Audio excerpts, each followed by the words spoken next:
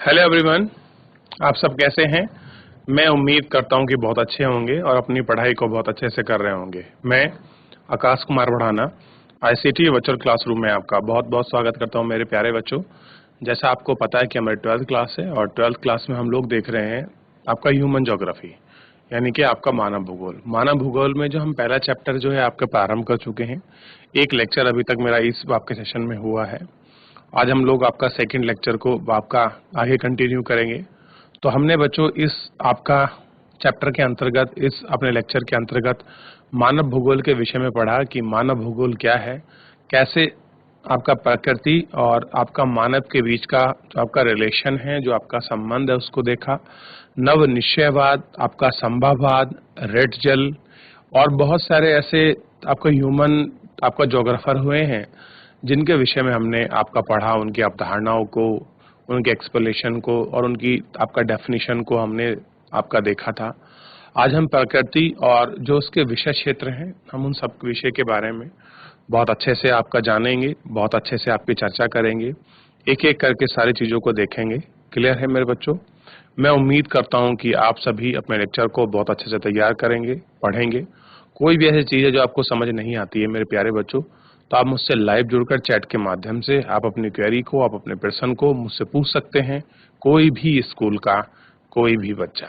नहीं तो हम चलते हैं सीधा डिजिटल बोर्ड की तरफ। ध्यान दीजिए आप सभी। देखिए, हम जैसा कि इस लेक्चर के अंतर्गत आपका देख रहे थे मानव भूगोल एवं प्राकृतिक विषय क्षेत्र, इसी के विषय में हम लोग एक एक करके आपका अच्छे से पढ़ रहे थे, एक एक करके अच्छे से आपका जान रहे थे और इनको पढ़ा और उनको देखा।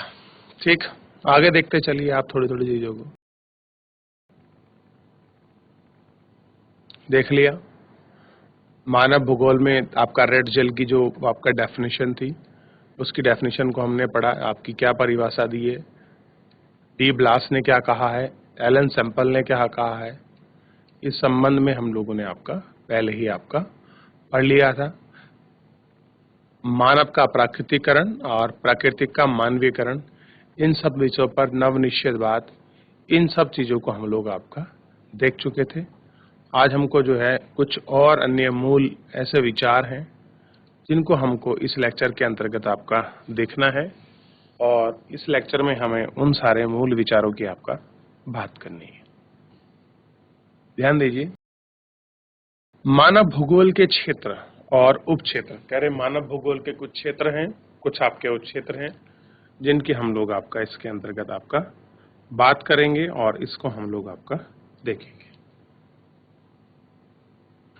मानव भूगोल, जैसा कि आप देखा है कि मानव जीवन के सभी तत्वों तथा अंतराल जिनके अंतर्गत वे घटित होते हैं के माध्यम से संबंध की व्याख्या करने का प्रयत्न करते हैं। कह रहे कि उन सभी चीजों से जो जिस प्रकार से वो आपके जुड़ी हैं, उन सारे घटनाओं को एक्सप्लेन करने का वो लोग क्या करते हैं, कोशिश करते हैं।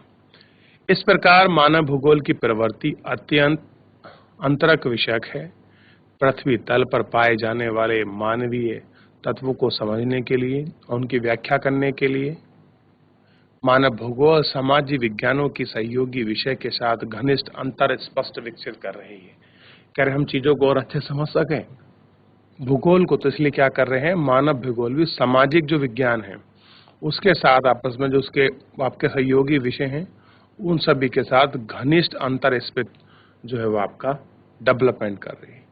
ज्ञान के विस्तार के साथ ही नए उप क्षेत्र का विकास होता है और मानव भूगोल भी ऐसा हुआ है। आइए मानव भूगोल के क्षेत्रों और उप क्षेत्रों का परीक्षण करें। यानी कौन से ऐसे क्षेत्र हैं आपके मानव भूगोल के जिनका हम लोग आपका परीक्षण कर सकते हैं, ठीक, और इनको हम लोग आपका देख सकते हैं।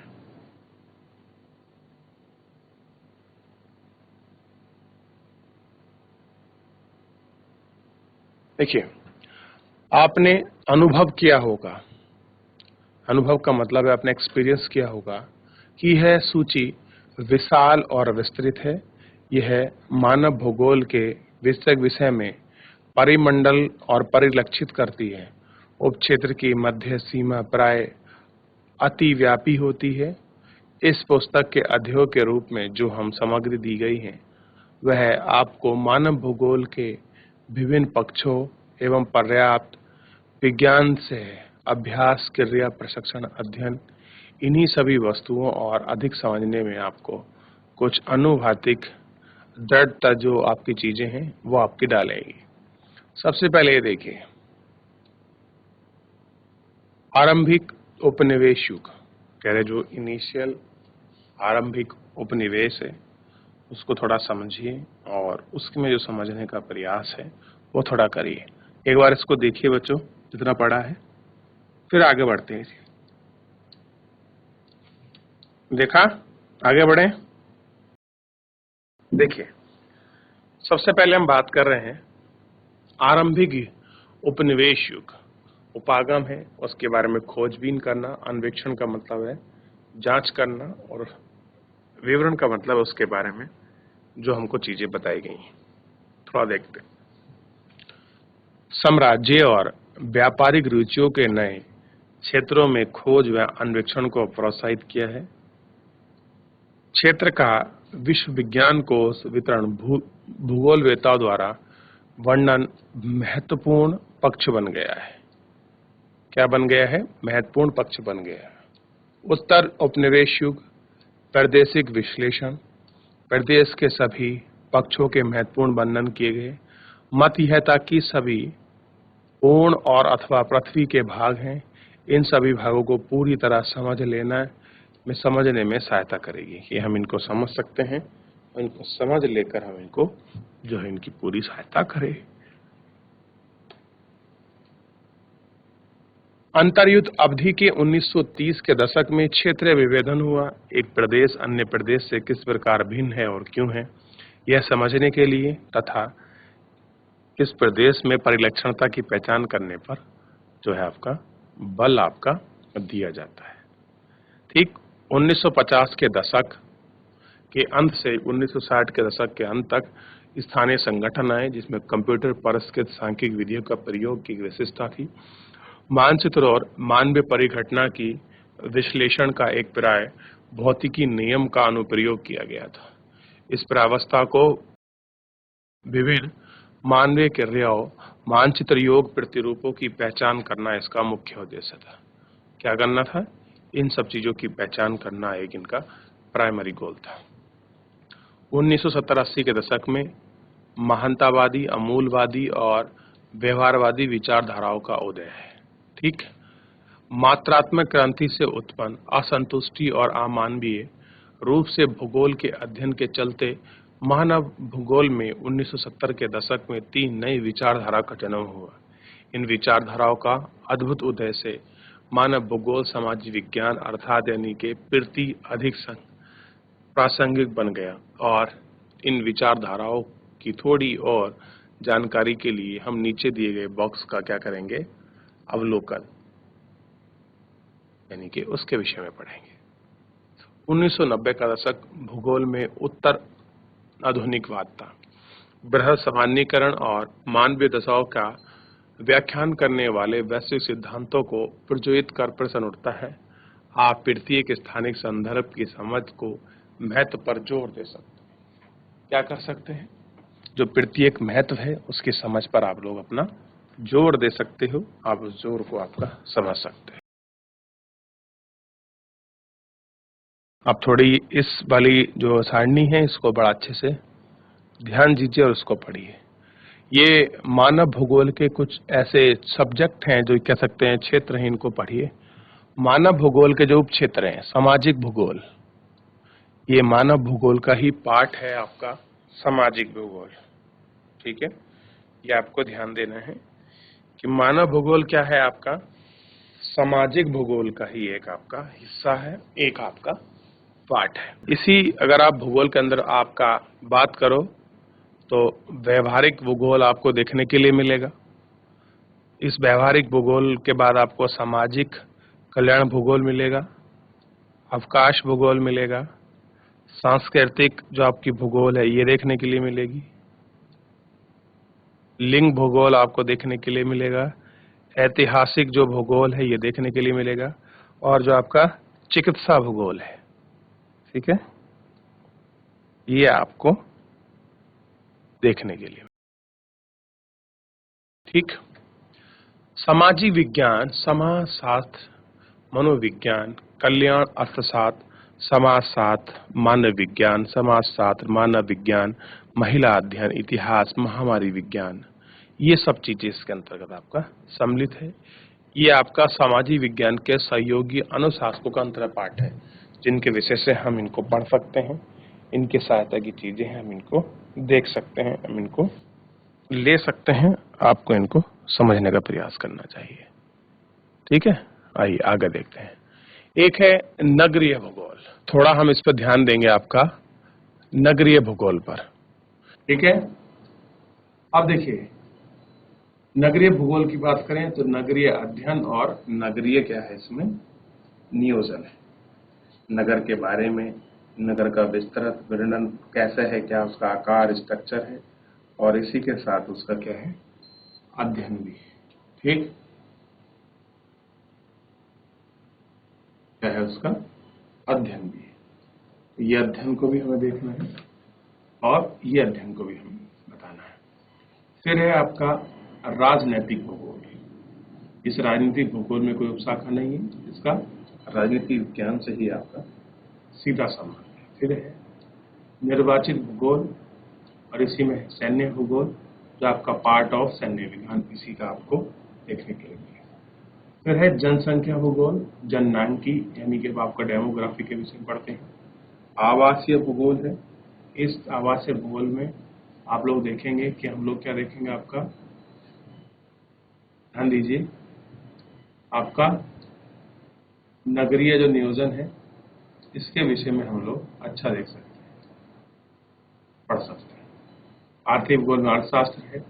इसमें संसाधन भूगोल पढ़ेंगे, इसमें कृषि के विषय में पढ़ेंगे, उद्योगों के, विपणन के, आपके पर्यटन के, अंतर्राष्ट्रीय व्यापार का भूगोल पढ़ेंगे। इसमें संसाधन अर्थशास्त्र भी मिलेगा। इसमें कृषि विज्ञान इसी का इसके लिए है, जो साथ इसकी हेल्प करेगा पढ़ने के लिए। औद्योगिक जो अर्थशास्त्र है वो इसकी हेल्प करेगा आर्थिक भूगोल को जानने के लिए, और व्यावसायिक, ये सब चीजें।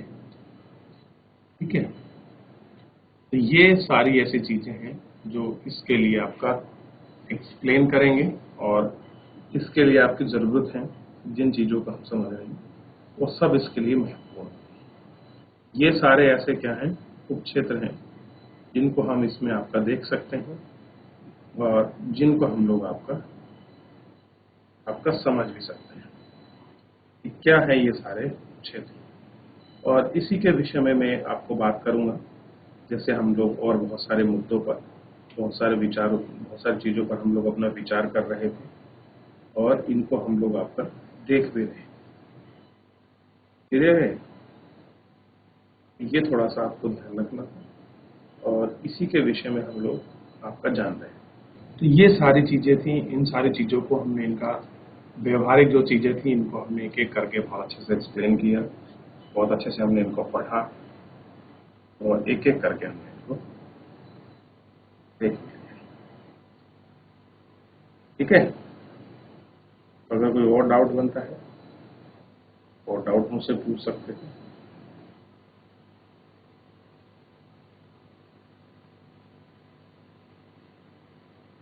किसी बच्चे का कोई और डाउट है, कोई चीज आपको समझ नहीं आ रही हो,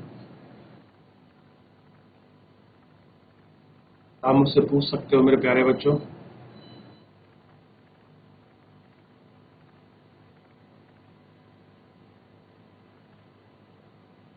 ध्यान दीजिए। चलिए, थोड़ा सा जो इसके प्रश्न उत्तर हैं उनको आपका कर लिया जाए, और उस पर जो अभ्यास हैं उनको आपका देख लिया जाए एक एक करके कि कौन से प्रश्न। अगर आपने चैप्टर पढ़ा है तो बच्चों आप इसमें जुड़कर पार्टिसिपेट करिए और इसको पढ़िए और इसको बताइए। कैसे? नीचे दिए गए 4 विकल्पों में सही उत्तर को चुनिए। निम्नलिखित कथनों में से कौन सा एक भूगोल का वर्णन नहीं करता है? कौन सा ऐसा ऑप्शन है, कथन है, जो आपका भूगोल का वर्णन नहीं करता? ये आपको देखना है, कौन सा ऐसा कथन है जो आपका क्या नहीं करता बच्चों, भूगोल का वर्णन आपका नहीं करता। ये आपको ध्यान देना है इसमें कि क्या इसका भूगोल का आंसर होगा क्या नहीं होगा। ठीक, अब देखिए इस ऑप्शन को हम लोग देख रहे हैं, और अगर इस ऑप्शन को देखें और कहें कि इसका आंसर क्या होगा, तो मेरे प्यारे बच्चों किसी ने जवाब नहीं दिया, तो इसका आंसर होगा डी। प्रौद्योगिकी के विकास के फलस्वरूप आधुनिक समय की प्रासंगिकता नहीं है, ये इसका आंसर होगा। तो आप इसको टिक कर लीजिए, इसको फिल कर लीजिए, ये आपका आंसर है। दूसरे प्रश्न को देखिए, निम्नलिखित में से कौन सा पद एक भौगोलिक सूचना का स्रोत नहीं है? क्या नहीं है? भौगोलिक जो आपकी सूचना है उसका स्रोत नहीं है। में से कौन सा भौगोलिक सूचना का स्रोत नहीं है? बताइए कौन सा नहीं है?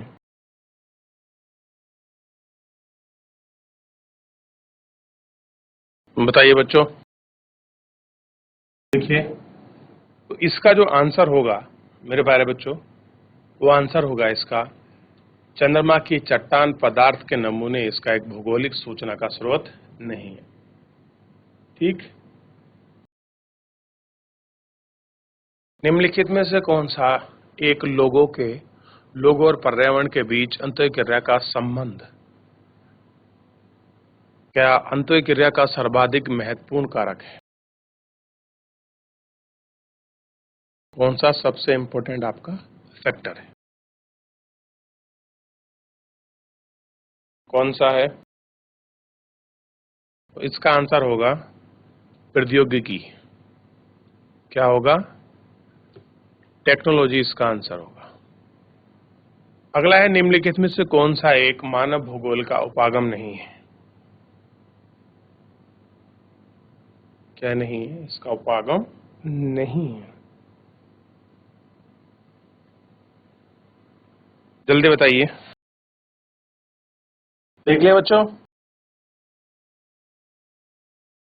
चलिए अब देखिए, इसके थोड़े प्रश्न उत्तर हैं जिन्हें हमको ध्यान देना चाहिए और जिन्हें हमें अच्छे से एक्सप्लेन करना चाहिए और जिन्हें हम अच्छे से आपका पढ़ सकते हैं और पढ़ के हम लोग इन पर अपना विचार कर सकते हैं कि किस तरह की चीजें हैं। ठीक, तो हमें इन सारी चीजों पर ध्यान देना है। क्लियर है बच्चों? इसको देखिए आप लोग। अब है मानव भूगोल को परिभाषित कीजिए। क्या करना है? मानव भूगोल को आपका परिभाषित करना है। तो आइए हम जो है आपका इस प्रश्न उत्तरों को चलते हैं और मानव भूगोल को आपका जो परिभाषित है उसको करते हैं। तो जो पहला क्वेश्चन है उसको देखिए, इसमें लिखा है, चाहे तो बच्चों हम सीधा क्या कर सकते हैं, आपका यहां से ही हम प्रश्नों को आपका देख लें और हम लोग और कुछ ना लिखें, खाली इसका जो आंसर है वो सीधा आंसर हम लोग लिखते हैं। तो ज्यादा बढ़िया तो मेरे हिसाब से तो बच्चों यही रहेगा कि हम लोग क्या कर लें, सीधा इसका आंसर लिख लेते हैं इस वाले प्रश्न का।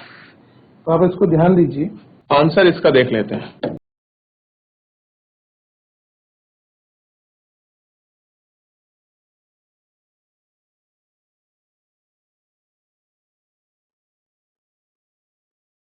मानव भूगोल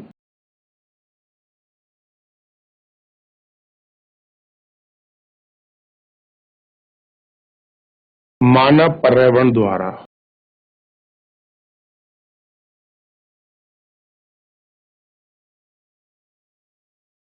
निर्मित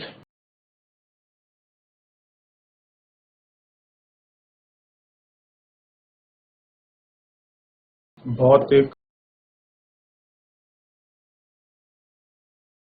पर्यावरण और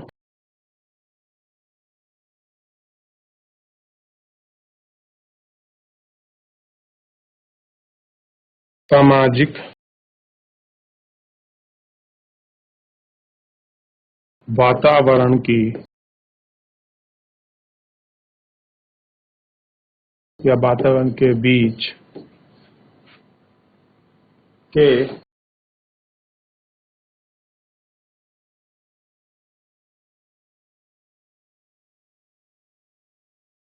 अंतर संबंध या संबंधों का अध्ययन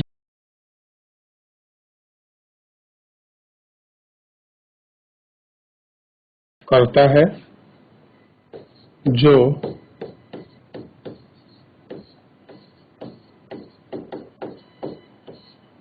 एक दूसरे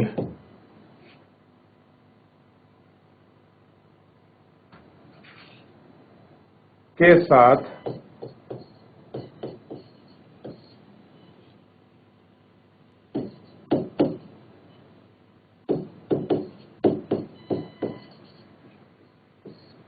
पारस्परिक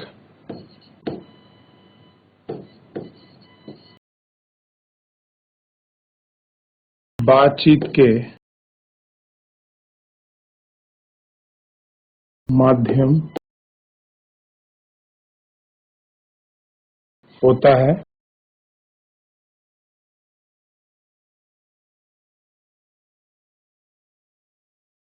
रेड जेल के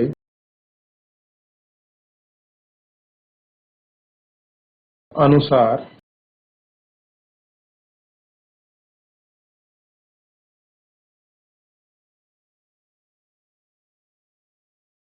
मानव भूगोल मानव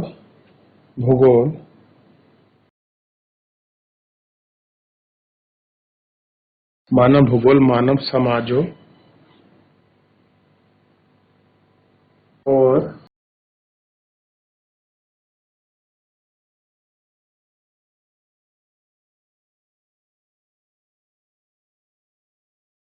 पृथ्वी के बीच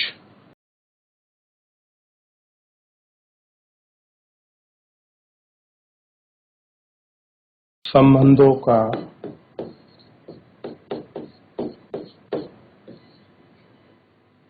कृत्रिम अध्ययन है। क्या है? कृत्रिम अध्ययन है। पहले इसको कॉपी करें, फिर मैं जो शेष इसका पार्ट है मैं अभी आगे लिखूंगा। अब इसको कॉपी करिए।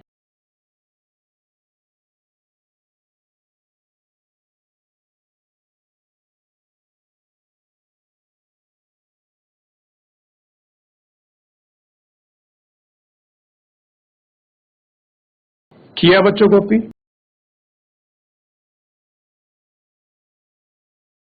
आगे देखिए।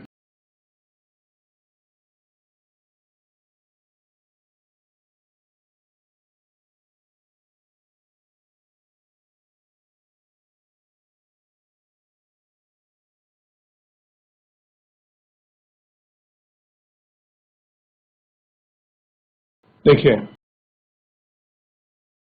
ये कह रहे हैं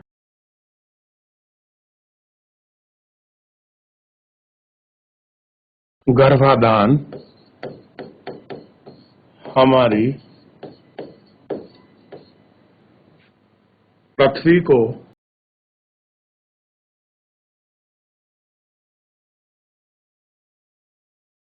नियंत्रित करने वाले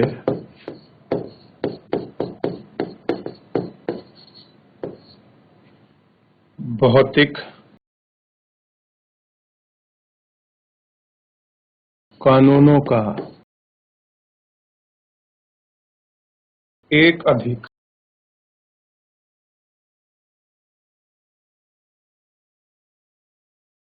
सिंथेटिक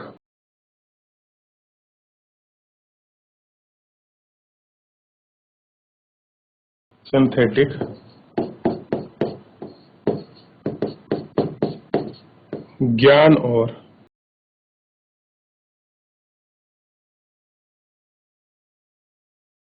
जीवित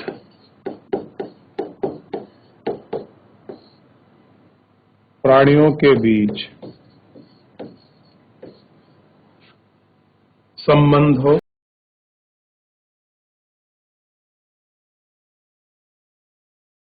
के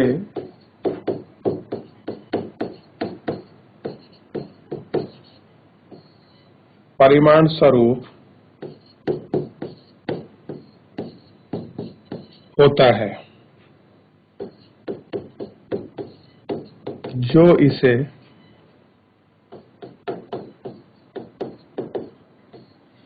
निवास करते हैं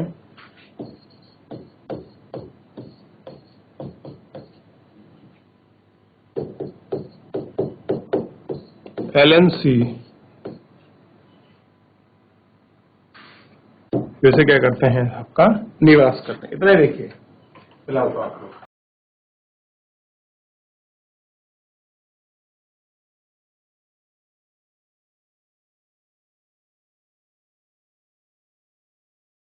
चलिए ध्यान दीजिए बच्चों और इसको कॉपी करिए।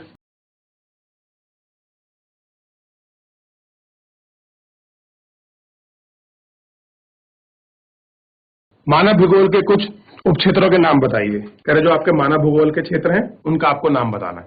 ठीक है, तो ये चैप्टर में आपको अभी बताया है पूरी सारणी का। उस सारणी के विषय देख के आप लोग इसको क्या कर लीजिए, आप इसको एक्सप्लेन कर लीजिए। ठीक है बच्चों, बाकी मैं आपको नेक्स्ट लेक्चर में बताऊंगा।